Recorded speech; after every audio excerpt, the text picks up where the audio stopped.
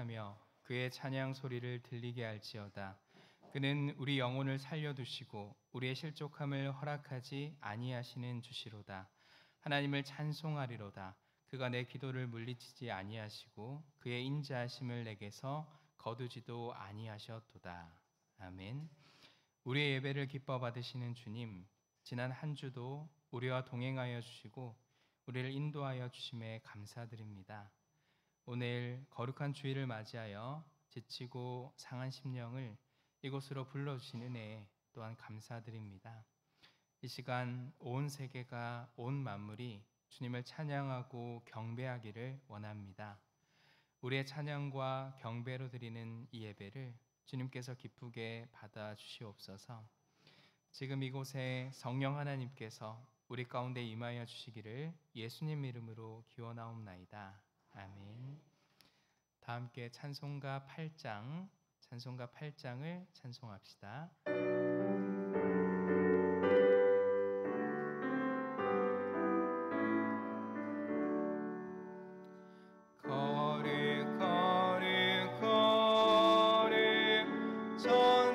전능하신 주님, 이른 아침 우리 주를 찬송합니다.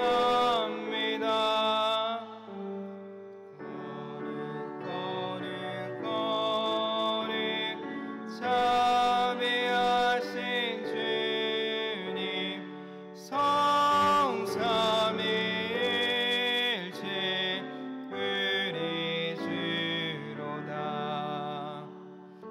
거룩 주의 보좌 앞에 모든 성도 멸류관을 벗어내리네. 천군 천사 모두 주께 굴복하니 영원히 위에 계신 주로다.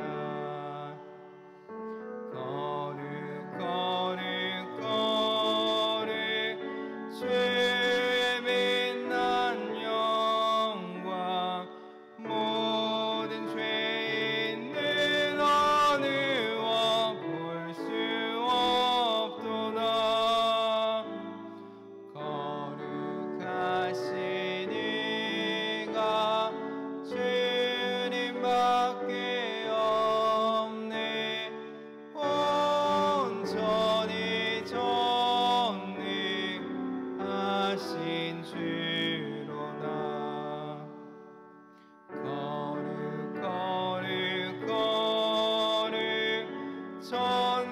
전능하신 주님, 천지 만물 모두 주를 찬송합니다. 거룩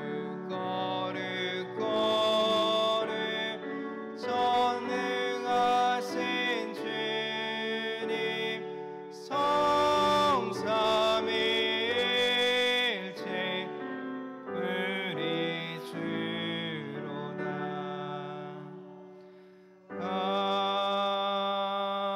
아멘. 교동문 34번 시편 81편의 말씀을 교독합니다. 우리의 능력이 되시는 하나님을 향하여 기쁘게 노래하며 야곱의 하나님을 향하여 즐거이 소리칠지어다.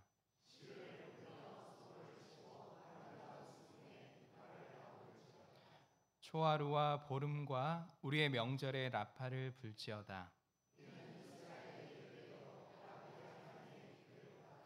하나님이 애굽 땅을 치러 나가시던 때에 요셉의 족속 중에 이를 증거로 세우셨도다.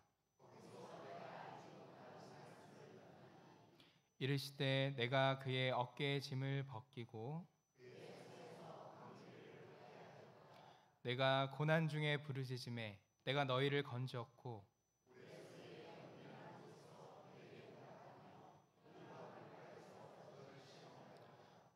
내 백성이여 들으라. 내가 내게 증언하리라. 이스라엘이여 내가 듣기를 원하노라.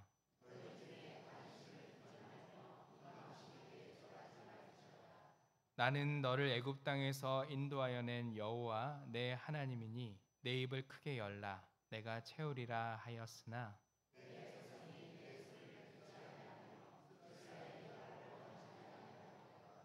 아멘. 사도신경으로 우리의 신앙을 고백합니다. 전능하사 천지를 만드신 하나님 아버지를 내가 믿사오며 그 외아들 우리 주 예수 그리스도를 믿사오니 이는 성령으로 잉태하사 동정녀 마리아에게 나시고 본디어 빌라도에게 고난을 받으사 십자가에 못 박혀 죽으시고 장사한 지 사흘 만에 죽은 자 가운데서 다시 살아나시며 하늘에 오르사 전능하신 하나님 우편에 앉아 계시다가 저리로서 산 자와 죽은 자를 심판하러 오시리라. 성령을 믿사오며 거룩한 공예와 성도가 서로 교통하는 것과 죄를 사하여 주시는 것과 몸이 다시 사는 것과 영원히 사는 것을 믿사옵나이다. 아멘. 다 함께 찬송가 433장, 찬송가 433장을 찬송합니다.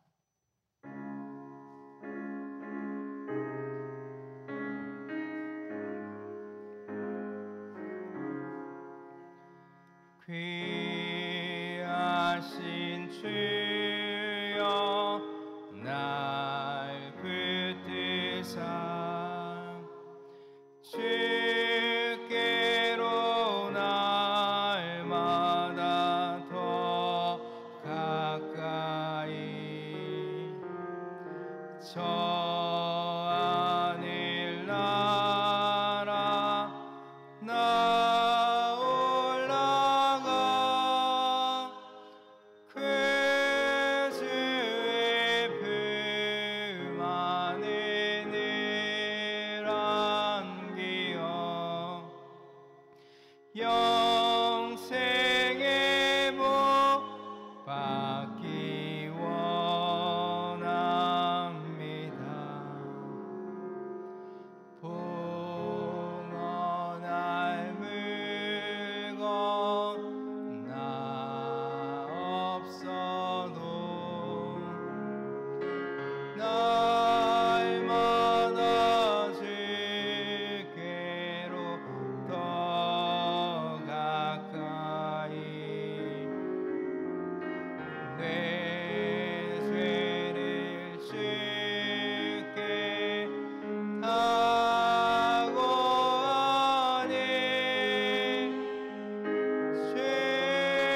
주님의 보혈로 날 씻으사 눈보다 너에게 하옵소서.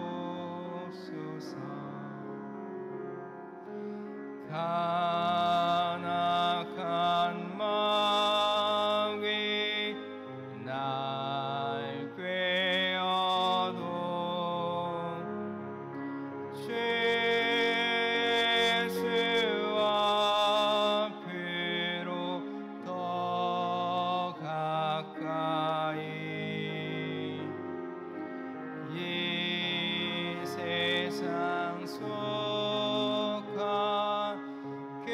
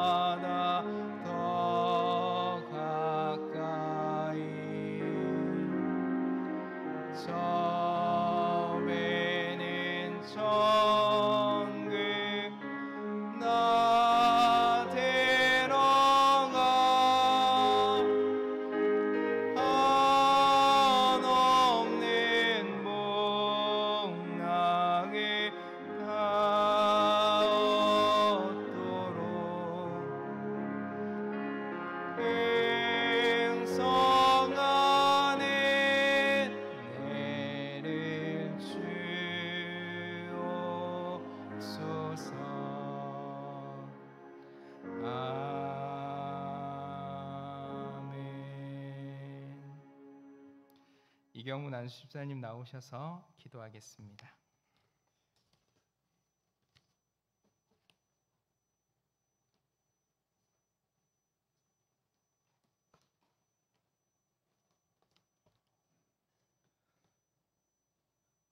항상 자연을 통해 살아계심과 인간의 나약함과 무능함을 보여주시는 주님, 저희를 지켜 보호해 주심으로 저희가 이곳에 모이게 하시고 예배드리게 하시고 찬양과 경배를 드리게 하심에 감사드립니다.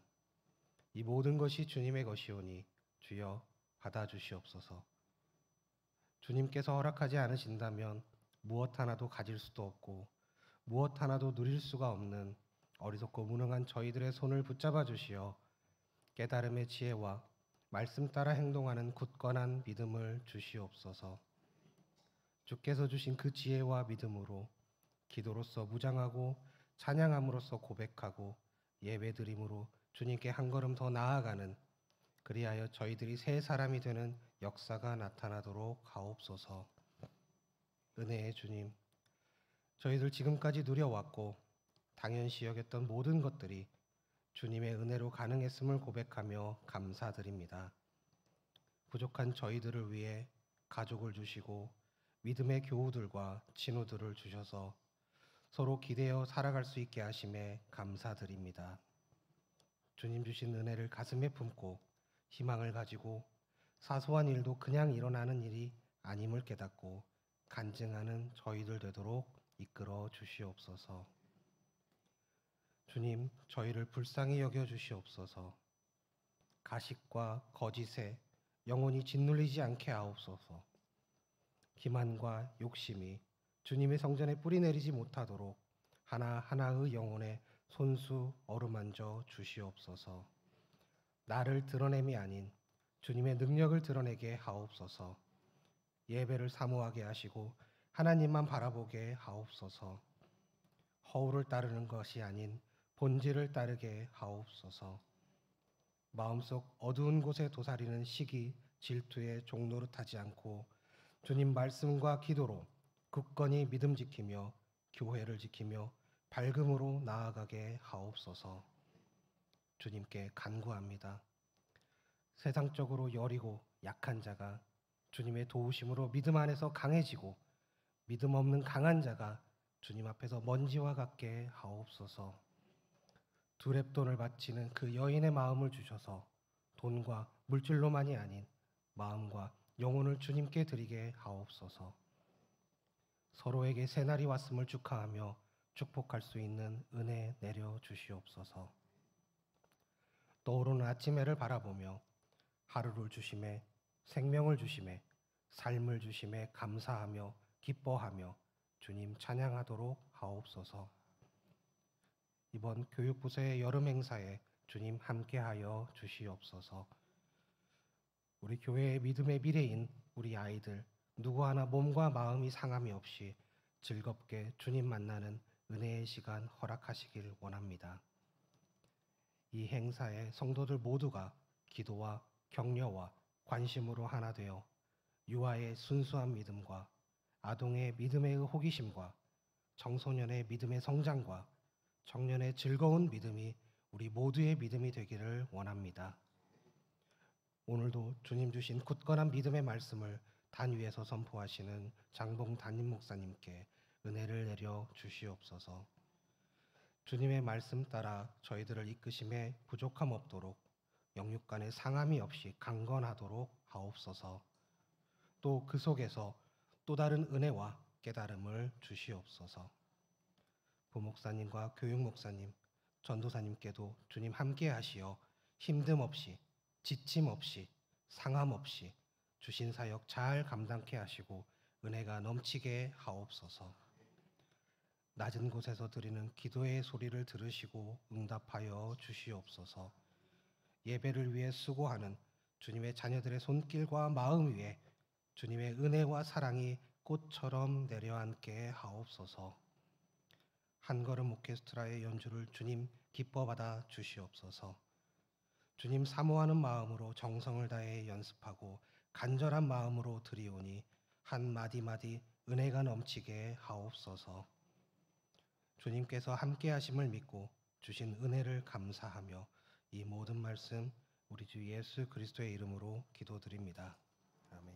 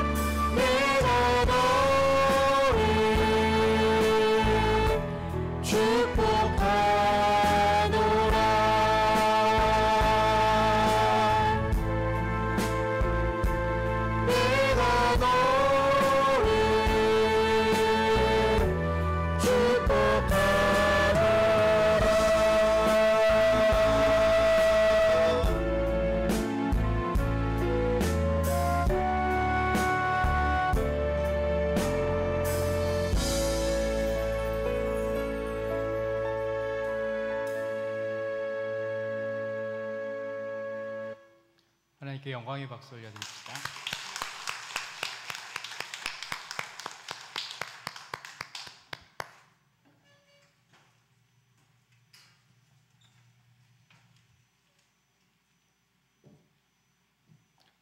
교회 소식 알려드립니다. 오늘은 성령 강림 후 9째 주일입니다.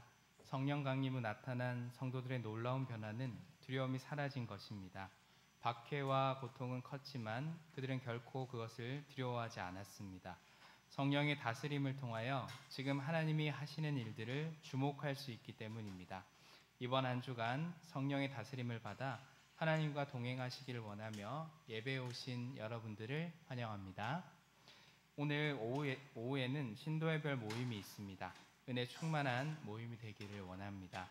8월 월삭기도회가 8월 1일 화요일 오전 5시 남신도회 주간으로 있습니다. 새로운 달 8월의 첫날을 기도로 시작하셔서 하나님의 온전한 인도함을 받을 수 있기를 원합니다.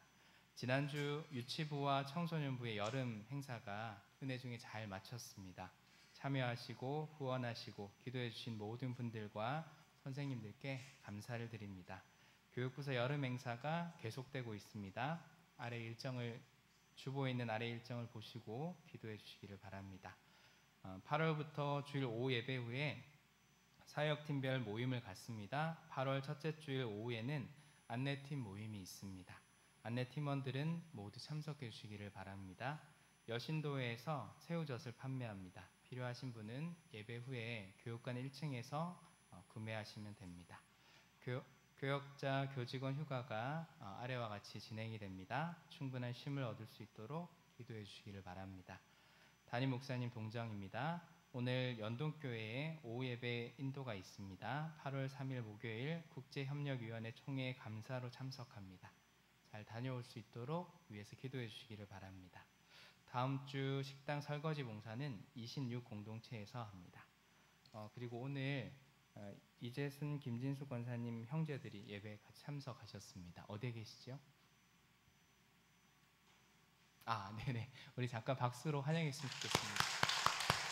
감사합니다. 환영합니다. 이번 주 생일 맞으신 분들입니다. 이고원 성도, 최순옥 집사님, 이봉래 권사님, 김혜춘 집사님, 김옥자희 권사님, 유현순 권사님입니다. 우리 박수로 축하합시다. 다 함께 찬송가 500장을 부르며 봉헌합니다.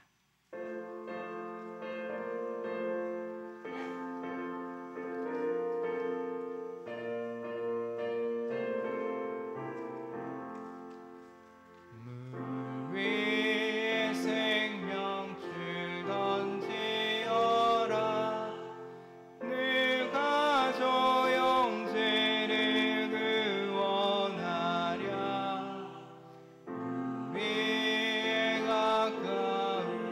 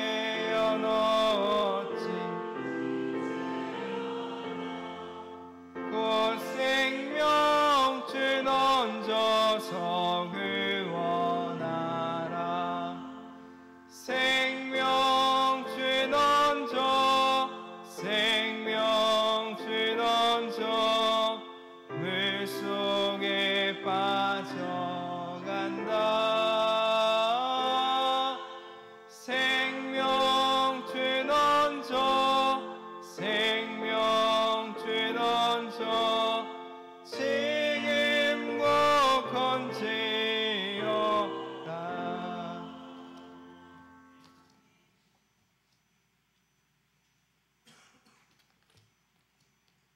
저녁에 목사님 감사의물 드렸습니다. 김혜춘 집사님 생일 감사의물, 하나님께서 주시는 기쁨 감사함 이유럽 장로님, 김명숙 권사님, 전능하신 주님 인도하시고 도우심에 순종하게 하소서 윤정희, 황소영, 여름 성경학교를 은혜 중에 마치고 남궁선희 집사님 감사의물 드렸습니다. 조경자 권사님 감사의물, 23년 아동부 여름 성경학교를 잘 마칠 수 있게 해주시고 감사합니다. 이제는 기쁨의 열매를 맺는 삶이 되게 김범석 형제 집사님, 유영숙 권사님 감사의물, 권혜영 집사님 경수 형제를 위해 기도합니다. 주님 지켜주옵소서. 윤옥화 집사님 은혜 감사해, 김영국 반미호 권사님 신방 감사의물, 하나님의 은혜 감사합니다. 백영봉 집사님 주님 감사합니다. 무명으로 주양이 손말순 권사님 주의 날을 허락하시고 예배드림을 감사합니다. 무명으로 감사의물 무명으로 주병순 장로님, 이윤자 권사님 선교예물 드렸습니다. 1,000번 예물 드렸습니다. 기도합니다. 하나님 이 땅을 사는 동안 주의 은혜를 알게 하시고 주의 인도하심을 쫓아 살도록 우리를 이끄시니 감사합니다. 평생을 사는 동안 주의 은혜를 따라 살게 하시고 그 은혜로 인한 기쁨이 우리 안에 가득하게 하시니 감사합니다. 우리의 눈을 열어 동행하시는 하나님을 배웁게 하시고 그분 주시는 은혜 안에서 사는 날마다 기쁨이 충만한 삶을 이어가게 하옵소서.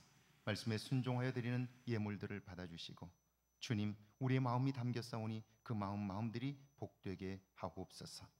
주님 감사하는 예물들을 받아주시고 감사함으로 하는 기쁨이 더욱 풍성하게 하옵소서. 특별히 하나님께서 행하신 일들을 기억하며 감사로 응답하오니 감사하는 자에게 주시는 기쁨이 더욱 풍성하게 하옵소서. 선교예물을 드리나니 복음이 힘있게 증거되고 생명을 살리는 일들이 있게 하옵소서. 마음의 소원을 담고 드리는 1,000번째 예물을 받아주시고 속히 응답하여 주옵소서. 우리가 알지 못하는 기이하고 큰 일들을 보는 역사가 있게 하여 주옵소서. 그리하여 하나님은 위대하시고 하나님은 놀라우시고 오늘도 살아계심을 만방에 증거하게 하옵소서. 주님 우리의 가정들을 기억하시고 우리의 자녀들을 축복하사 주 안에서 형통하게 하시되 믿음 안에 든든히 세워지게 하옵소서. 그리하여 우리의 믿음의 유산이 자녀들까지 이어지게 하옵소서.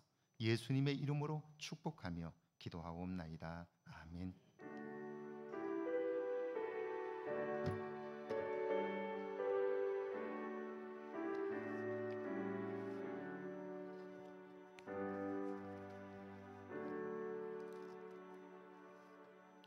오늘 저에게 주시는 하나님의 말씀은 신약성경 에베소서 6장 1절에서 5절까지 말씀, 구약성경 열왕기하 6장 25절에서 30절까지 말씀입니다.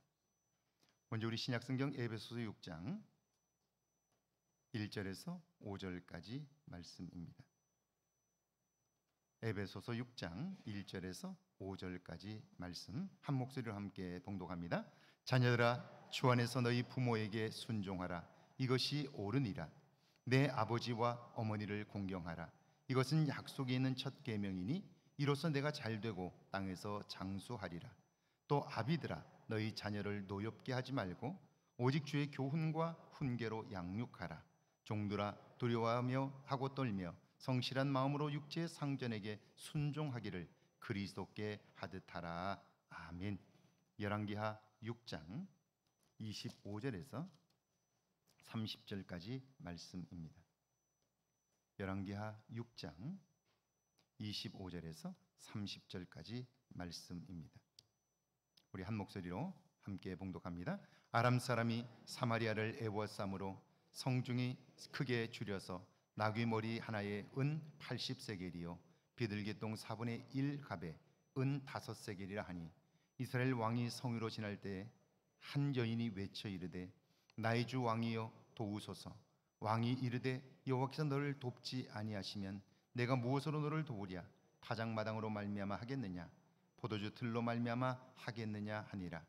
또 이르되 무슨 일이냐 하니 여인이 대답하되 이 여인이 내게 이르기를 내 아들을 내놓으라. 우리가 오늘 먹고 내일은 내 아들을 먹자 하매 우리가 드디어 내 아들을 삶아 먹었더니 이튿날에 내가 그 여인에게 이르되 내 아들을 내놓아라. 우리가 먹으리라 하나 그가 그의 아들을 숨겼나이다 하는지라. 왕이 그 여인의 말을 듣고 자기 옷을 찢으니라. 그가 성 위를 지날 때에 백성이 본즉 그의 속살에 굵은 배를 입었더라. 아멘. 하나님의 말씀입니다. 할렐루야.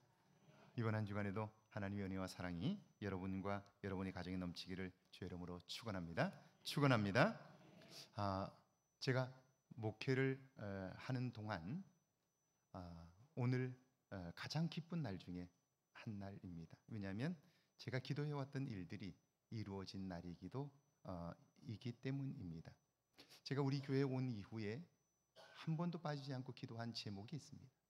그것은 우리의 부모님 세대가 지금까지 교회를 잘 인도해 왔다면 튼튼한 다음 세대가 우리 교회를 이어가면 좋겠다 하는 생각이었어요. 특별히 부모님 다음 세대는 우리 교회 100주년의 주역이 될 세대들이에요. 그런데 제가 와서 보니까 그런 세대가 보이질 않았어요. 그래서 정말 우리 장로님들의 자녀들이, 우리 교인들의 자녀들이 다음 세대 장로님들이 되어서 교회를 든든히 세워가면 좋겠다 하는 마음을 가지고 자녀 세대를 위하여 기도했는데, 오늘 여러분 주보 보셨나요? 2부에는 이유럽 장로님이 기도하시고요, 1부에는 우리 이경훈 집사님이, 안수 집사님이 기도하십니다. 아버지와 아들이 한날 예배에 1부와 2부의 예배의 기도를 맡아서 할 수 있는 것, 이것은 큰 복입니다. 할렐루야. 제가 사실은 목회를 하는 동안 그런 기도를 꾸준히 했는데, 지난번 안수 집사님을 세우면서 정말 그 벅찬 기쁨을 이루 말할 수가 없었어요. 왜냐하면 그 기도가 응답되었기 때문이에요. 그때 세워진 안수 집사님들이 다 부모님들이 장로님들과 권사님들과 우리 교인들의 다음 세대였기 때문이에요. 그분들이 안수 집사로 세워지는 날 저는 얼마나 기뻤는지 모릅니다. 오늘 기도하는 아버지 장로님과 우리 아들 안수 집사님이 한날 기도할 수 있게 된 것, 제게는 너무나 큰 기쁨이고요. 어제 제가 우리 노예 안에 28개 교회가 모여서 어린이 여름 성경학교를 했어요. 폐예배 설교를 제가 맡아서 가서 설교를 했는데요, 마지막에 폐예배 드리기 전에 성경 퀴즈 대회를 했어요. 근데 1등을 했는데 우리 교인, 우리 아이가 1등을 했어요. 그 아이가 공교롭게도 이유럽 장로님의 손자 였어요. 오늘 주일에 기도하는 분들과 그 다음 세대가 또다시 신앙 안에서 성장하고 있다는 것이 제게는 얼마나 큰 기쁨이었는지 모릅니다. 제가 왔을 때 이경훈 집사님이 그렇게 신앙생활 열심히 안 했거든요. 근데 신앙이 굉장히 성장했고요, 우리 자녀 세대가 그렇게 될 줄로 믿습니다. 그래서요, 자녀를 향한 꿈을 가지고요, 지금 혹 그렇지 못하다면 꿈을 가지고 기도한다면 하나님은 반드시 응답해 주실 거예요. 이런 은혜가 있기를 주의 이름으로 축원합니다. 여러분은 어떠신가요? 누군가 이해할 수 없는 행동을 할 때에 여러분은 그 사람을 이해하려고 노력하시나요? 아니면 이해가 안 된다고 비난하시나요? 오늘 내 삶에 문제가 있다면 그것은 나의 문제라고 여기시나요? 아니면 외부적인 환경 때문이라고 생각하시나요? 분명한 것은요, 문제의 원인이 내 밖에 있다 할지라도 나의 내면이 건강하면요, 그 문제는 오히려 나를 새롭게 하는 기회가 될 거예요. 오늘 말씀을 통하여 나와 문제를 보는 눈이 새롭게 열려지기를 주의 이름으로 축원합니다. 한때 손흥민 선수와 영국의 프리미어 리그 팀이죠, 토트넘 하스퍼 FC에서 뛰었던 델리 알리 선수는요, 천재적인 재능을 가졌다고 평가를 받았습니다. 그는 나이지리아 출신의 아버지와 잉글랜드 출신의 어머니에게서 태어났는데 어려서부터 축구를 좋아했습니다. 11살 되던 해 그는요, 지역에 있는 소년팀에 들어갔는데 그야말로 눈부신 활약을 했습니다. 그러니까 소문이 나지요. 유럽의 각 축구팀들은 각 구단마다 탁월한 선수들을 발굴하고 평가하고 구단에 추천하는 스카우터들이 있습니다. 당연히 알리는 그들의 눈에 들어왔고요. 불과 16살, 우리로 말하면 중3의 나이에 성인팀 데뷔전을 치릅니다. 그 경기에서 그는 사람들이 놀랄 정도의 경기력을 보여줬고 델리알리 시대가 열렸음을 선포했습니다. 프로 선수로 활약한 2014-2015 시즌 그는 무려 39경기에서 14골을 기록합니다. 그의 활약으로 그가 소속한 구단은 막강해졌고요. 그때부터 명문 구단의 러브콜을 받기 시작했습니다. 결국 그는 지금 손흥민 선수가 활동하고 있는 토트넘 하스퍼 FC로부터 당시로서 엄청난 금액을 받고 이적을 했습니다. 그는 그의 리그와 유럽 축구 연맹 챔피언스 리그에서 맹위를 떨쳤고요. 리그1 베스트 11 선수들이 뽑은 올해의 선수상, 풋볼리그 영플레이어상을 수상합니다. 그의 경기를 보는 전문가들마다 하나같이 말합니다. 그는 잉글랜드 프리미어 리그의 미래입니다. 앞으로 영국 축구는 그가 움직여갈 것입니다. 그래요. 그런데 이게 웬일입니까? 그렇게 승승장구하던 그가 무슨 이유에서인지 부진에 빠지기 시작합니다. 점점 내리막길을 걸었고요. 일어서지를 못해요. 그러더니 팀에서 자리마저 잃어버렸습니다. 결국 그 팀에서 쫓겨나 다른 팀으로 이적을 했는데 거기에서도 재기하지 못했고요. 그렇게 주저앉고 말았습니다. 사람들이 무슨 일이냐고, 왜 그렇게 되었느냐고 물어도 그는 대답하지 않습니다. 무엇이 문제였을까요? 물론 그것은 치열한 경쟁과 예상치 못한 부상이 있고요. 그래서 전쟁터 같은 곳입니다. 엄청난 스트레스와 중압감을 견뎌내야 합니다. 그래도 어떻게 이처럼 한순간에 무너질 수 있을까? 그가 입을 열지 않기 때문에 사람들은 알 수가 없습니다. 원인을 몰라요. 그런데도 언론과 주변 사람들은 그를 비난하기에 바빴습니다. 이런저런 말들을 얼마나 쏟아냈는지 모릅니다. 그런 그가 최근에 유튜브 채널 디 오버랩에 출연해서 속 깊은 이야기를 털어놨습니다. 그는 말합니다. 나는 어릴 적 내 어머니가 알코올 중독자였습니다. 나는 6살 때부터 이웃으로부터 성추행을 당했습니다. 그래서 내 안에는 수치심이 있습니다. 그런 환경 때문에 나는 7살 때부터 담배를 피우기 시작했고 8살이 되면서 마약 거래를 했습니다. 왜냐하면 어린아이들에게 마약 거래를 시키면 걸려도 형을 살지 않으니까요. 아이들을 시키는 거죠. 그 일을 했다는 거예요. 12살 때 다른 가정으로 입양되었는데 양부모님들은 정말 천사 같은 분들이었습니다. 그런데 이미 어려서부터 어른이 되어버린 나는 어릴 적 습관에서 벗어나질 못했습니다. 그래서 돈을 벌자마자 밤마다 파티를 즐겼고 마약에도 손을 댔습니다. 심지어 경기 전날 밤에도 밤을 새워 술을 마셨습니다. 여러분, 모든 사람들이 다 그의 성공을 부러워했습니다. 그런데 내면이 고장난 그 사람은 그 성공으로 인하여 더욱더 몸과 마음과 삶이 망가졌습니다. 그런 자신의 삶을 고백하자 손흥민 선수를 비롯하여 주변 사람들이 그를 응원하기 시작합니다. 그들의 응원과 격려에 힘입어 그는 말합니다. 내가 이제 용기를 내어 재활해 보겠다고, 새로운 인생을 살아보겠다고 다짐을 합니다. 오늘 우리는 어떻습니까? 내면이 건강합니까? 그렇지 못한데도 여전히 앞만 보고 열심히만 살려고 하지는 않습니까?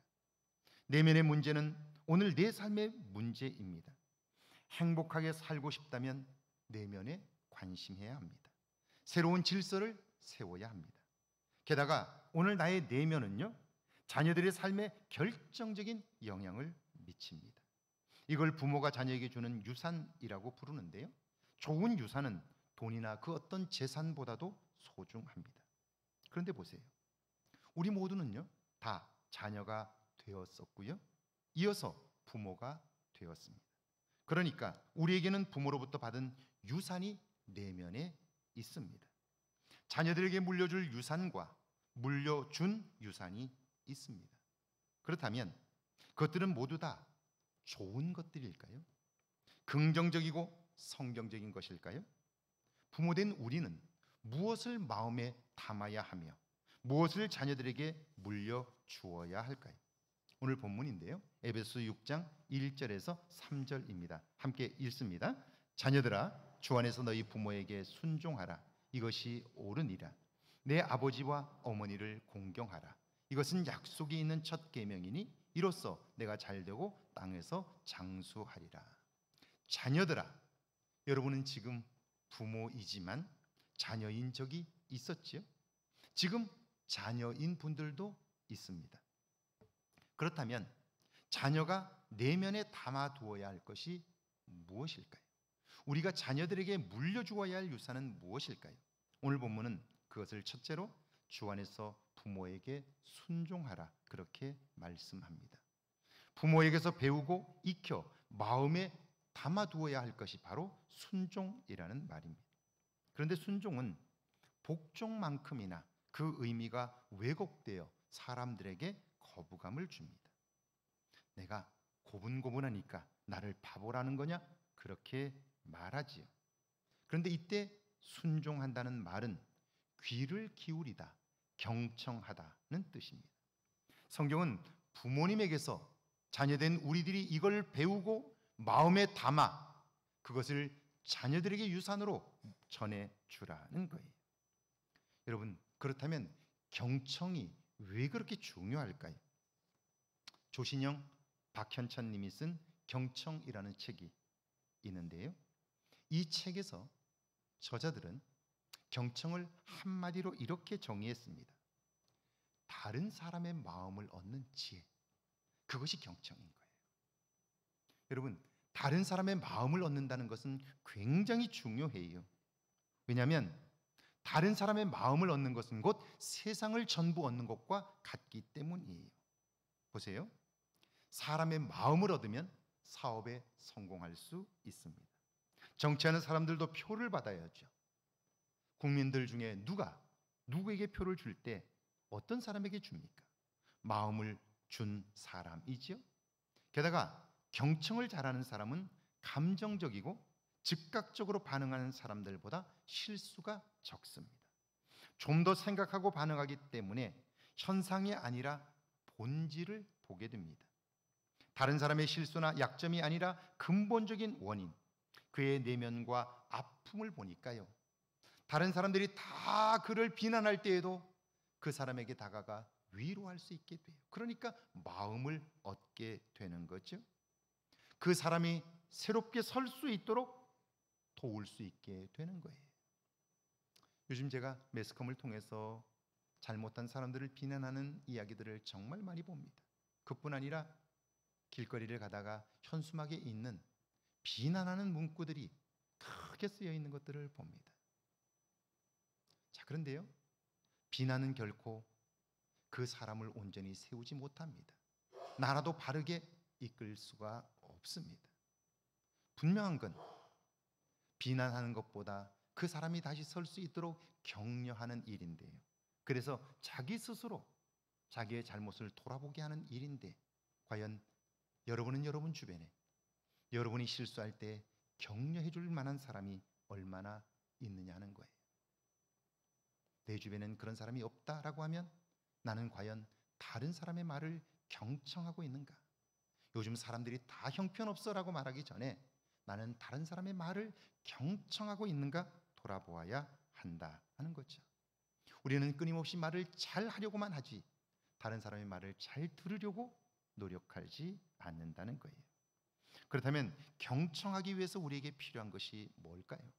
작가는 이 책에서 그것을 빈 마음이라고 그럽니다. 우리는 누구에게서 무슨 말을 들을 때 그 사람의 말을 다 듣기도 전에 이미 자신의 생각과 기준을 가지고 판단합니다. 이렇다 저렇다 판단해버려요. 내가 판단하는 그 말이 그 사람에게 위로가 되고 격려가 되고 그것이 나와 그 사람에게 도움이 되는지, 그것이 나와 교회에 도움이 되는지 생각하지 않고 내 생각을 말하는 거예요. 왜? 옳다고 생각하기 때문이에요. 그런데 옳다고 생각하는 사람, 생각하는 순간 그 사람의 말을 귀 기울여 듣지 않게 되는 거죠. 구약의 에스더서에 나오는 하만이라는 사람이 있습니다. 왕이 그를 불러서 묻습니다. 내가 상을 주고 싶은 사람이 있는데 그에게 어떤 상을 주면 좋겠느냐 이렇게 물어요. 자, 왕이 상을 주고 싶은 사람이 있다면 왕이요, 어떤 일을 했기에 왕은 그에게 상을 주려고 하십니까?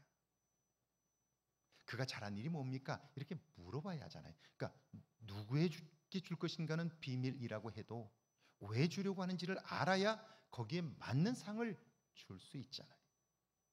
그런데 왕이 그렇게 이야기하자 하만은요, 아하, 지금 왕이 나에게 상을 주려고 하는구나, 그렇게 생각했어요. 이 나라에 나밖에 상 받을 사람이 어디 있어? 그렇게 생각을 해요. 그래가지고 그는 말합니다. 왕이여, 그런 사람에게는 왕복을 입히십시오. 머리에 왕관을 씌우십시오. 왕이 타는 말에 태워 백성들 사이를 행진하게 하십시오. 그래요. 왕은 그 말을 좋게 들어 자기를 위기에서 건졌던 사람을, 모르드게를 그 왕의 말에 태워 말고삐를 자기가 신임하는 신하에게 맡겨 끌고 가게 하는데요, 자기가 가장 싫어하는 사람 모르드게가 그 말에 타자 왕은 그 하만으로 하여금 그 말을 끌고 가게 해요. 수치스러운 일이죠. 한 나라의 장관인데요, 그런데 자기가 미워하는, 죽이고 싶을 만큼 미워하는 그 사람이 탄 말을 끌고 가게 하는 거예요. 부모님에게서 순종을 물려받고 그것을 자녀들에게 물려주는 일, 이것은 다른 사람의 말을 끝까지 듣는 일, 판단하지 말고 빈 마음을 가지고, 다른 사람의 판단을 하지 말고 빈 마음을 가지고 그 말을 끝까지 듣고, 그리고 우리가 그리스도인이라면 하나님께서 왜 이런 일을 나에게 주셨을까를 생각하고 그때 말하고 판단하는 거죠. 그래도 늦지 않는 거죠. 이 빈 마음을 가진 것, 그것이 순종하다는 말의 뜻인 거예요. 여러분의 자녀들에게 이런 순종을 전해줄 수 있기를 주의 이름으로 축원합니다. 두 번째는 부모님을 공경하라는 거예요. 이때 공경한다는 말은 가치를 높이 부여한다는 뜻입니다. 제가 살면서 사람들의 어리석은 모습들을 보게 되는데요, 이런 거예요. 옷을 사러 가서 여기저기를 다니면서 마음에 드는 옷을 고르죠. 그리고 드디어 옷을 하나 찾았어요. 그게 돈을 주고 샀어요. 이제 옷을 샀으니까 그 옷은 내 옷이 되었어요. 그러면요, 내 것이 되면 이제부터 그 옷은 내 소유이기 때문에 내가 그 옷에 얼마만의 가치를 부여하느냐에 따라서 그 옷은 나에게 가치가 매겨지는 거예요. 그러니까 소중한 옷을 골라서 입게 되었으니까요, 내가 이 옷은 소중한 옷이야 라고 생각하면 입을 때마다 기분이 좋아요.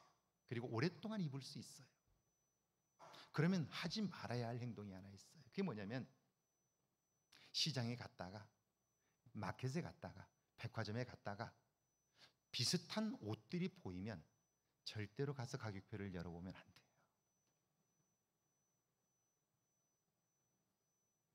만약 가서 가격표를 열었는데 똑같은 옷인데 싸면 어때요? 내가 속았다고 생각하니까 화가 나요.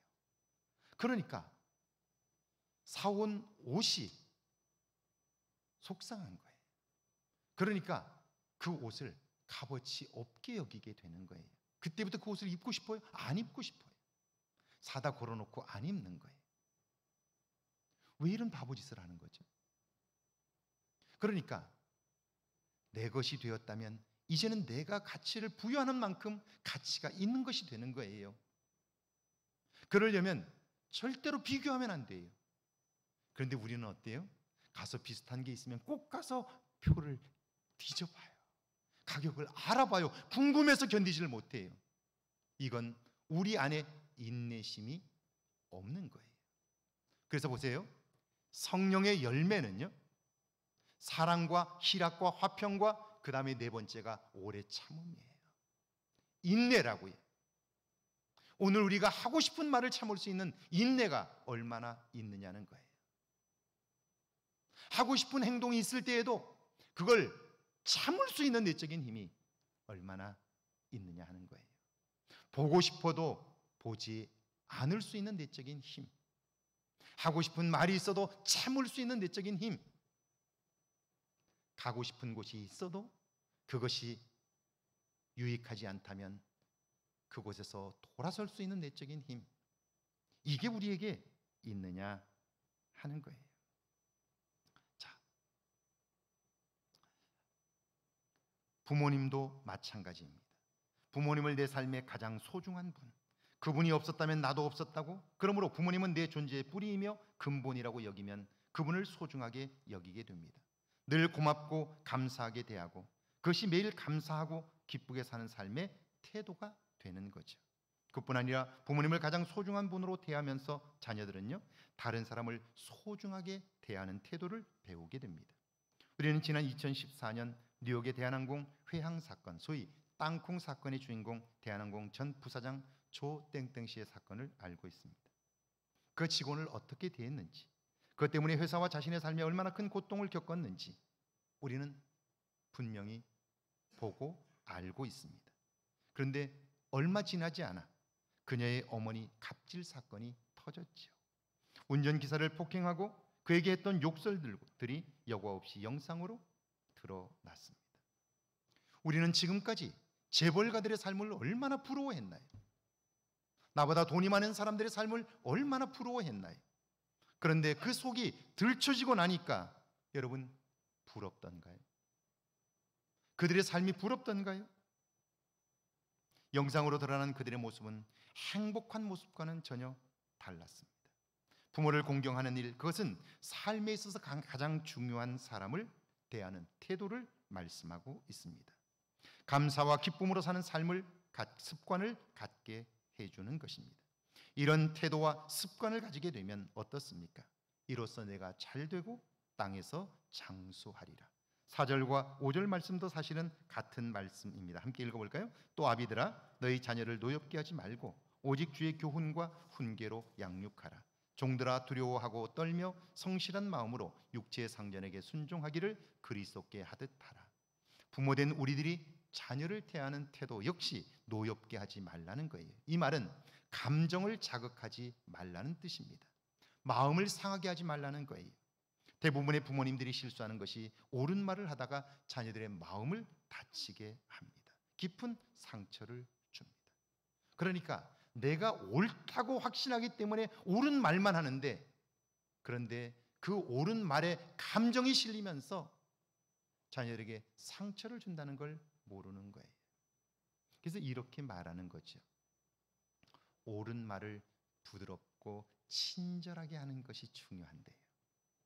오늘 부모님들은 옳은 말을 가장 거칠게, 가장 상대방의 감정을 자극하면서 말해요. 그래서 관계를 다 깨뜨리고요, 사람을 얻지 못하고 있는 거죠. 자, 주의 훈계와 교훈으로 양육한다는 말은 하나님이 우리를 인격적으로 대하셨듯이 자녀를 인격적으로 대하는 것입니다. 예수님께서 우리를 마지막까지 용서하시고 참으셨듯이 그렇게 섬기는 것입니다. 그러면요, 자녀를 통해서 부모된 우리들도 배울 것이 있습니다. 하나님의 은혜를 경험하게 되는 거예요. 그러니까 부모와 자식이란 부모가 자식에게 일방적으로 유산을 주는 관계가 아닙니다.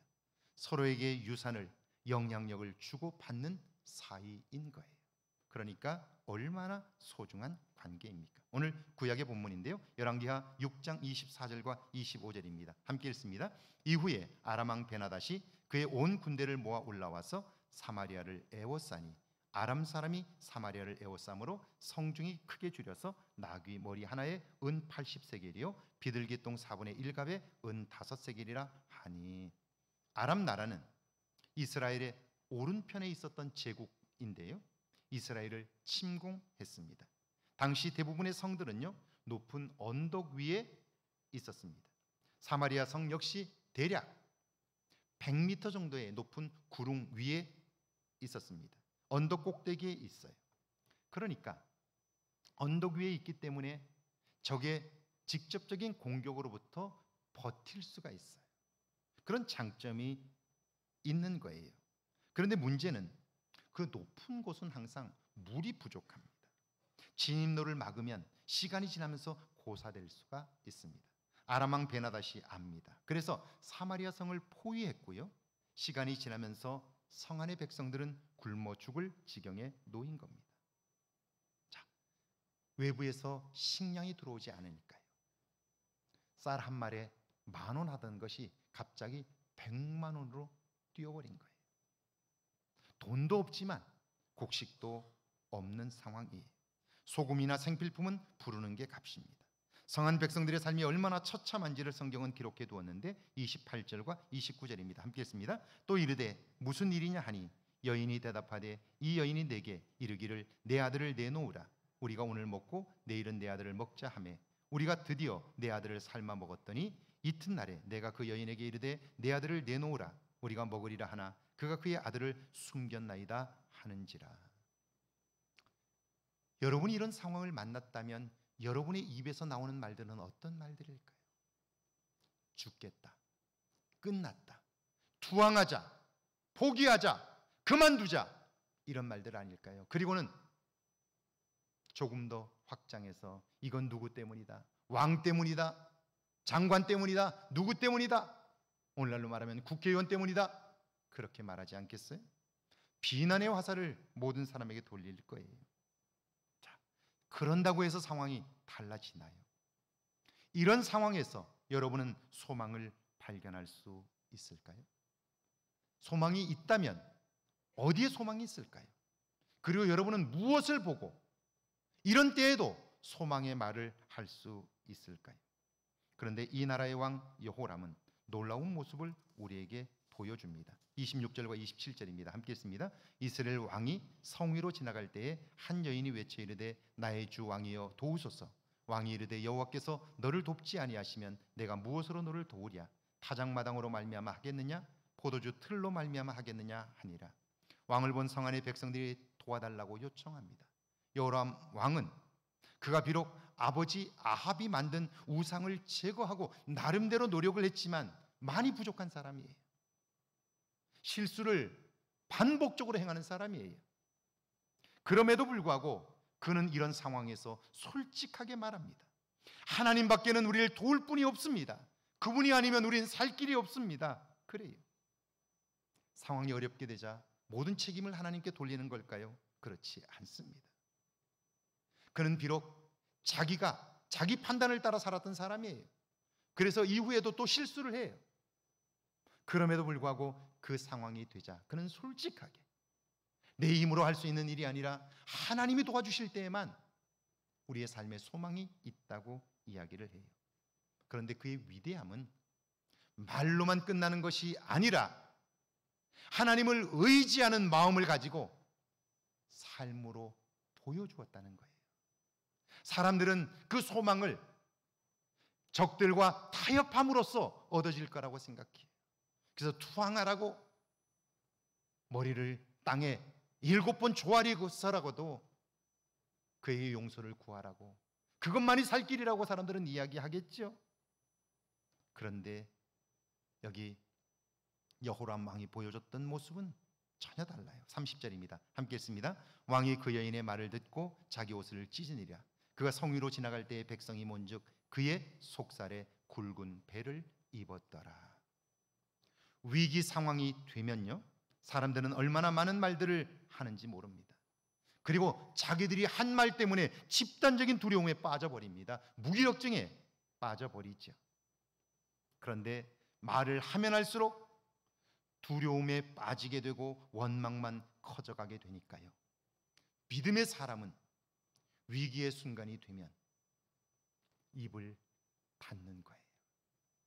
정말 절박한 상황이 되면 입을 닫을 수 있는 내적인 힘이 있어요. 왜냐하면 내가 하는 말들이 전혀 도움이 안 되기 때문이에요.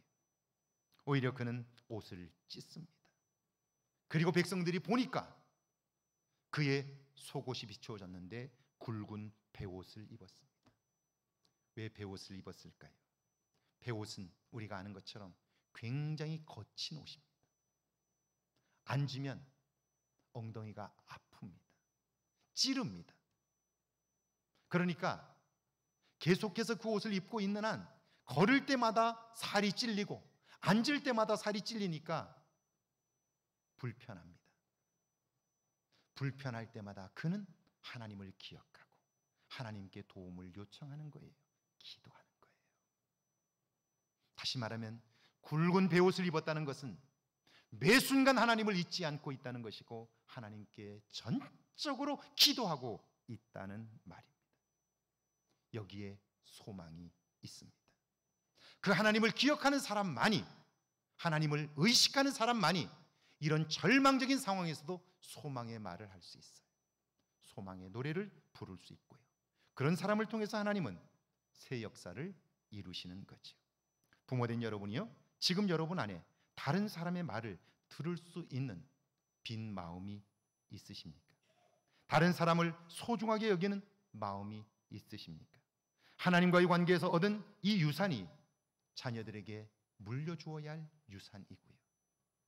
우리가 지금까지 부모님께로부터 받았던 유산이 오늘 내 신앙생활에 도움이 되지 않는다면 그것은 과감히 버리고 오늘 자녀들에게 물려줄 이 유산을 우리의 마음속에 담아야 하는 거죠.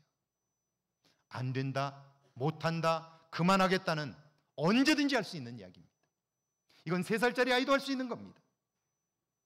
그러나 그때에도 하나님이 도와주시면 할 수 있다고, 하나님이 함께 하시면 할 수 있다고, 그리고 그때에도 조용히 홀로 깊은 곳에 들어가 하나님을 만나는, 기도하는 일은 믿음의 사람이 아니면 결코 할 수 없는 거예요. 이런 유산이 자녀들에게 전해져서 여호와의 복이 다음 세대도 이루어지기를 주의 이름으로 축원합니다.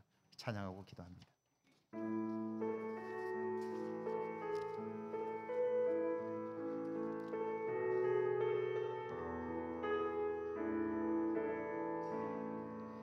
우리가 간직해야 할 소중한 것 있다면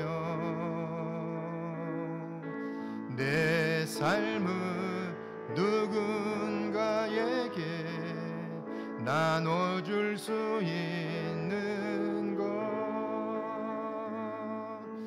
약하고 어리석은 나 자신을 본다 해도 그 모습 그대로를 사랑할 수 있으면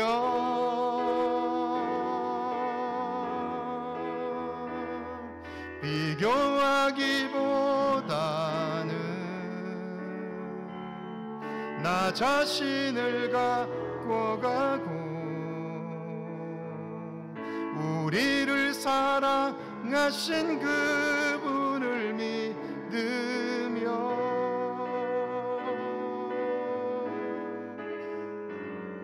외로운 사람들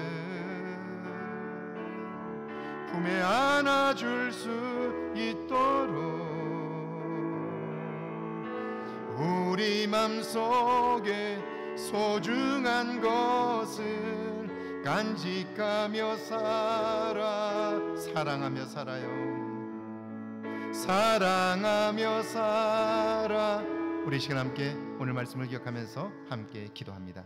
주님, 오늘 우리 속에 있는 유산들이 무엇인가를 돌아보게 하옵소서. 자녀들에게 전수해준 유산이 무엇인가를 살펴보게 하시고 이제부터라도 오늘 말씀을 통하여 우리가 자녀들에게 유산으로 물려줘야 할 것이 무엇인가를 알게 하신 하나님, 이제 그 유산을 우리의 마음에 담게 하시고 남은 생의 자녀들에게 그 유산을 물려줄 수 있도록 은혜를 베풀어 주옵소서.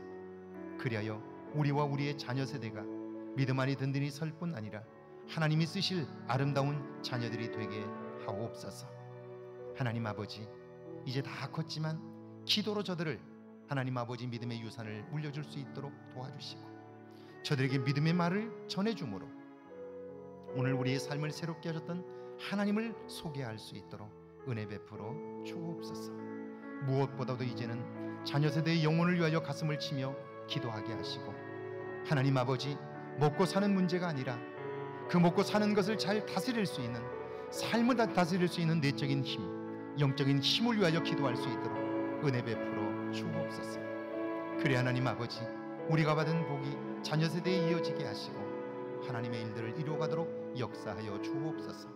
이웃을 향하여 관심하게 하셔서 이제는 사도 바울처럼 믿음의 아들 딸들을 하나님 아버지 품게 하시고 저들을 양육하게 하셔서 우리를 통해 하나님의 역사들이 나타나게 하옵소서. 이번 한 주간 믿음의 유산을 관심하게 하시고 이제 마음에 담게 하시고 담겨진 것들을 통하여 자녀 세대에 전해지도록 우리 모두를 축복하옵소서. 지금은 우리 주 예수 그리스도의 은혜와 하나님 아버지의 놀라우신 사랑하심과 성령의 도우시고 함께 하시는 은총의 역사가 이제 믿음의 유산을 점검하고 그 유산을 마음에 담고 자녀들에게 전수하여 하나님의 복이 우리를 통하여 자녀 세대 손손 이어지기를 원하는 주의 모든 백성들과 가정과 일터와 우리의 교회 위에, 우리가 사는 이곳 아름다운 익산과 이 땅과 온 세계 위에 이제로부터 영원토록 함께 계실지어다. 아멘.